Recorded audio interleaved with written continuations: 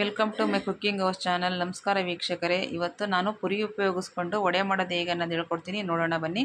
ಅದಕ್ಕಿಂತ ಮುಂಚೆ ಯಾರು ನನ್ನ ಚಾನಲ್ಗೆ ಸಬ್ಸ್ಕ್ರೈಬ್ ಆಗಿದ್ದೀರೋ ಅವ್ರಿಗೆಲ್ಲ ಧನ್ಯವಾದ ಹೇಳ್ತೀನಿ.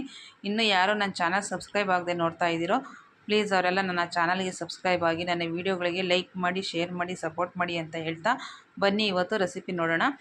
ನಾನು ಇಲ್ಲಿ ಒಂದು ಬಟ್ಲು ಪುರಿ ತೊಗೊಂಡಿದ್ದೀನಿ. ಇದು ನೀರಿಗೆ ಹಾಕ್ಬಿಟ್ಟು ಚೆನ್ನಾಗಿ ತೊಳೆದು ಹಿಂಡಿ ಒಂದು ಬೇಸಿನ್ಗೆ ಹಾಕ್ಕೊಬೇಕು.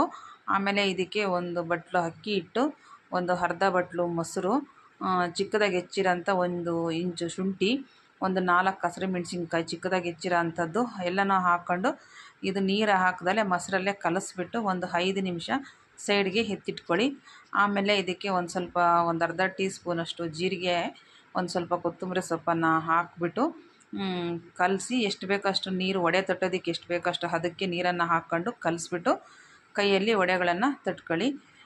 ತಟ್ಟಿರೋಂಥ ವಡೆಗಳನ್ನು ಕಾದಿರೋ ಎಣ್ಣೆಗೆ ಹಾಕ್ಬಿಟ್ಟು ಎರಡೂ ಕಡೆ ಡೀಪ್ ಫ್ರೈ ಮಾಡ್ಕೊಳ್ಳಿ. ಡೀಪ್ ಫ್ರೈ ಮಾಡಿ ಎತ್ತಿಟ್ಕೊಳ್ಳಿ. ಇದನ್ನು ಟೊಮಟೊ ಸಾಸ್ ಜೊತೆ ಅಥವಾ ಕಾಯಿ ಚಟ್ನಿ ಜೊತೆ ತಿನ್ನೋಕ್ಕೆ ತುಂಬ ಚೆನ್ನಾಗಿರುತ್ತೆ. ಇದನ್ನು ನೆನೆಸೋದು ಬೇಡ, ರುಬ್ಬೋದು ಬೇಡ.